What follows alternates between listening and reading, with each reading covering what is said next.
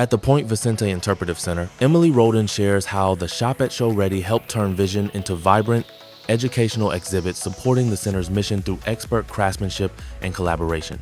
Our initial vision comes from bringing a team together to really come up with the ideas of the exhibits. We were really fortunate to have a docent on the committee.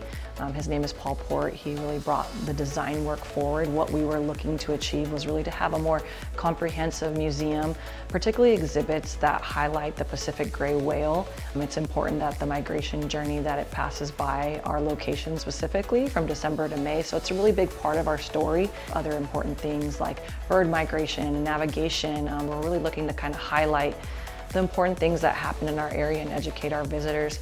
And Show Ready really played an integral role with those exhibits, even though we had someone come in with the design, how to execute that design work and really fabricate something that would be amazing, even from fabrication to installation. The product that we end up with, we really just couldn't be happier. It was really nice to have Show Ready come in and just kind of make little tweaks and kind of give that outside perspective. For example, our sperm whale jaw exhibit here, we were so tied to showing that sperm whales can deep dive, and we had multiple sperm whales, but then the team was just like, well, why don't we just do one diving? Like, you don't need one, like kind of like having that fresh take.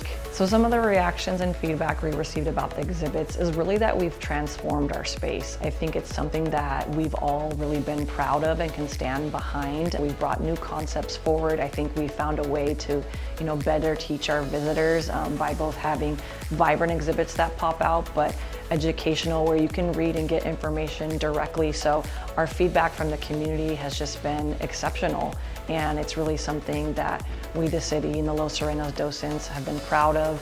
They're really excited to come back and see something new and fresh in the way that the museum's progressing, so we're really ecstatic.